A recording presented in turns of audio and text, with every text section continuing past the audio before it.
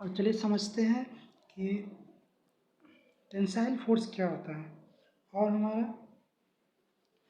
Compressive force क्या होता है। तो टेंसाइल फोर्स और कंप्रेसिव फोर्स को समझने से पहले एक हम डायग्राम ले रहे हैं और उस डायग्राम में 3D में आपको दिखा रहे हैं कि फोर्स जब भी किसी बीम पे ऐड करता है तो वो किस टाइप से ऐड करता है। तो आप ये देखिए फिगर, ये मैंने एक सपोज किया है कि एक बीम है, सपोज कीजिए एक एलिमेंट है, एक बीम है, जो भी समझिए आप। तो बीम को ये तो आपको 2D में दिखाया ना, इधर y इधर x, और ये मैंने 3D में दिखाने की कोशिश किया है। ये है हमारा y x और ये z, ठीक 3D में। तो एक फोर्स P लग रहा है इधर, सपोज कीजिए कि 10 किलो न्यूटन का है। एक फोर्स इधर लग रहा है, अगर वन साइड फोर्स लगेगा तो ऐसा होगा कि बीम ऐसे जा रहा है। तो दोनों तरफ से इक्वल एंड अपोजिट फोर्स लगता है, इक्वल एंड अपोजिट। इधर ऐसे लग रहा है तो इधर से भी ऐसे लगेगा। यहाँ ऐसा नहीं हो सकता है कि फोर्स का डायरेक्शन इधर से ऐसे हो, तो क्या होगा कि बीम ऐसे जाता रहेगा, ठीक। तो हमारा यहाँ पे देख रहे हैं कि जो हमारा फोर्स का डायरेक्शन है ये क्या है, इक्वल एंड अपोजिट है। अब इसको 3D व्यू में मैंने आपको दिखाया, 3D व्यू में। तो 3D व्यू में एक क्रॉस सेक्शनल को हम अभी सेलेक्ट कर रहे हैं। तो क्रॉस सेक्शन हमारा देखिए ये है, जैसे कि यहाँ पे ए और ए डैश मैंने क्रॉस सेक्शन लिया है। इसका क्रॉस सेक्शनल एरिया दिखाने का मैं कोशिश किया हूँ। क्रॉस सेक्शनल एरिया ये है, ए है, सपोज कीजिए ये क्रॉस सेक्शनल एरिया ए है। देखिए ये क्रॉस सेक्शनल एरिया ए है, मैंने एक कट किया है यहाँ से क्रॉस सेक्शन, कहीं भी बीच से कहीं भी बीम में कट करके आप देख सकते हैं। तो जब ये पॉइंट कट किया तो मैंने कुछ ऐसा देखा, तो फोर्स P यहाँ पे लग रहा है। तो फोर्स P का वैल्यू यहाँ पे जो लगेगा इसके अंदर में, ये साफ ये समझिए कि ये बीम है, तो ये P इंटरनल कहलाएगा। यहाँ यही P इंटरनल रेसिस्टेंस है। तो ये P क्या है, P इंटरनल हुआ। यहाँ पे P जो लग रहा है P एक्सटर्नल हुआ। ये P एक्सटर्नल है, ये P इंटरनल है। यहाँ पे समझ में आया। अब क्रॉस-सेक्शनल एरिया, जब आपको स्ट्रेस बोले थे कि स्ट्रेस एक्चुअली में क्या होता है, स्ट्रेस में बोला था कि इंटरनल रेसिस्टेंस एरिया, आपको मैं बताया था कि इंटरनल रेसिस्टेंस ऑफ मटेरियल क्या होता है, internal resistance force of material against the deformation. तो दोनों तरफ से जब फोर्स लग रहे थे इधर भी, तो P इंटरनल एक बीच में ऐड करेगा, तो P internal by cross sectional area, P internal by cross sectional area जब आप देखेंगे तो वो हमारा स्ट्रेस होगा। तो देखिए स्ट्रेस का क्या वैल्यू आया हमारा, stress force by cross sectional area. तो फोर्स कौन सा फोर्स, ये P इंटरनल है हमारा, P इंटरनल। तो P बाई ए, आप फोर्स का तो जानते हैं न्यूटन मीटर स्क्वायर, न्यूटन पर मीटर स्क्वायर स्ट्रेस होता है हमारा। और ये आप जिस भी डायमेंशन में आपको कन्वर्ट करना है वो आप कर सकते हैं। फिजिक्स में आप सेकंड चैप्टर में पढ़े होंगे डायमेंशन, ठीक। तो वहाँ से ये हो जाएगा। उसके बाद मैंने स्ट्रेन के लिए, स्ट्रेन एक्चुअली में क्या होता है कि फोर्स जब इधर से लग रहा है तो यहाँ पे हमारा क्या होता है कि ये थोड़ा सा एक्सटेंड हो जाएगा, ऐसे हो जाएगा।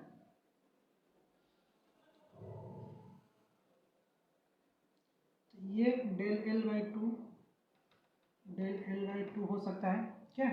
तो दोनों तरफ डिफ्लेक्शन कितना हुआ, del L by two delta by two. या कभी हो सकता है कि ये फिक्स रहेगा, सिर्फ इधर ही डिफ्लेक्शन होगा, ऐसा नहीं है कि दोनों तरफ इक्वल ही हो, इक्वल भी हो सकता है, इक्वल तो डिफ्लेक्शन आएगा पूरे में, ठीक। तो del by change in length by original length को हम लोग क्या बोलते हैं, स्ट्रेन बोलते हैं। Change in length by original length को हम लोग क्या बोलते हैं, स्ट्रेन बोलते हैं। सिंपली क्लियर है, स्ट्रेन क्या होता है, change in length by original length, ठीक। तो चेंज इन लेंथ निकाल सकते हैं स्ट्रेन। उसके बाद फिर हमारा एक आता है हुक्स लॉ। हुक्स लॉ क्या कहते हैं, हुक्स लॉ में क्या है कि strain directly proportional to strain का होता है। आप लैब में स्ट्रेस नहीं निकाल सकते, आप लैब में स्ट्रेस नहीं निकाल सकते। आपको स्ट्रेस निकालने से पहले आपको स्ट्रेन निकालना पड़ेगा, जो कि मैं एक वीडियो में बताऊंगा कि किस कौन सा इंस्ट्रूमेंट से निकालते हैं और इसका कैसे होता है। इससे वाइवा में क्वेश्चन बनता है। तो हुक्स लॉ कहता है कि stress directly proportional to strain का होता है। हुक्स लॉ हमारा कहता है कि यदि एक इलास्टिक लिमिट तक लेके चले, प्रोपोर्शनल लिमिट तक होता है लेकिन प्रोपोर्शनल लिमिट और इलास्टिक लिमिट का डिस्टेंस बहुत कम होता है, इसलिए हम लोग मान के चलते हैं इलास्टिक लिमिट तक, लेकिन एक्चुअल में प्रोपोर्शनल लिमिट तक ही होता है। तो हम क्या करते हैं कि stress directly proportional to strain का होता है, तो डायरेक्टली प्रोपोर्शनल टू हटता है तो हमारा ये यंग्स मॉडुलस ऑफ इलास्टिसिटी आता है ई। ये क्या है हमारा ई, यंग्स मॉडुलस ऑफ इलास्टिसिटी, ये आया हमारा ई। कॉफी ये क्या है, कांस्टेंट है, कांस्टेंट। आप जानते हैं कि जब भी अभी प्रोपोर्शनल में था, मान लीजिए ए प्रोपोर्शनल टू बी, तो ए प्रोपोर्शनल टू बी तो क्या आ जाएगा, यहाँ पे कोई कांस्टेंट आ जाएगा, मान लीजिए अल्फा इंटू बी, तो वही एक कांस्टेंट आया है ई। ये क्लियर हुआ। अब समझते हैं कि इस इक्वेशन को क्या कहते हैं, the relation between the stress और स्ट्रेन, जो रिलेशन एक देता है उसको हम लोग कंस्टिट्यूटिव इक्वेशन बोलते हैं। ये क्या होता है कि ये मटेरियल के प्रॉपर्टी पे डिपेंड करता है, मटेरियल प्रॉपर्टी, मटेरियल, ठीक, मटेरियल के इस depends upon the material property, property बोलिए या बिहेवियर बोलिए, बिहेवियर पे डिपेंड करता है। और इट्स मीन्स द सेम, इस इक्वेशन का मतलब हुआ कि पूरे क्रॉस सेक्शनल एरिया में हमारा क्या है कि एरिया सेम रहेगा और लेंथ जो है एलोंग द लेंथ, जैसे कि ये लेंथ एल है, एलोंग द लेंथ हमारा लेंथ सेम रहेगा।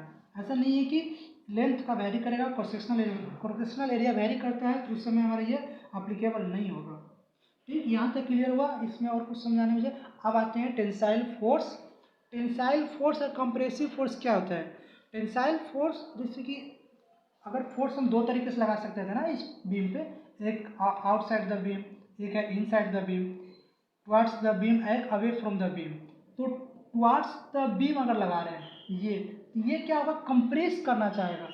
ये क्या होगा, इसको और इसको पकड़िए, ऐसे फोर्स लगाइए दोनों तरफ से, तो ये क्या कर रहा है, इसको कंप्रेस करने का कोशिश कर रहा है, तो इसको हम लोग कंप्रेसिव फोर्स बोलते हैं। और ये फोर्स जो हमारा है ये पी, ये क्या कर रहा है, दोनों को खींचने का कोशिश कर रहा है। देखिए ये हमारा मान लीजिए बीम है, तो इसको हम खींचने की कोशिश कर रहे हैं, ठीक, ऐसे खींच रहे हैं, तो ये टेंसाइल है, अगर टेंसाइल क्रिएट करेगा तो ये हमारा टेंसाइल फोर्स हुआ। तो इसको अगर सॉल्व करते समय इसको नेगेटिव लेके चलते हैं और इसको पॉजिटिव लेके चलते हैं, ठीक, सॉल्व करते समय इसको नेगेटिव और इसको पॉजिटिव लेके चलते हैं। इस लेक्चर में हम क्या सीखे, इस लेक्चर में हम सीखे कि टेंसाइल फोर्स क्या होता है, किसे टेंसाइल फोर्स बोलेंगे, कंप्रेसिव फोर्स किसे बोलेंगे, स्ट्रेस क्या होता है, स्ट्रेन क्या होता है, ये मैंने सिखाया। और दोनों में एक हुक्स लॉ कब फॉलो होगा, जब क्रॉस सेक्शनल एरिया और क्रॉस सेक्शनल एरिया सेम होगा।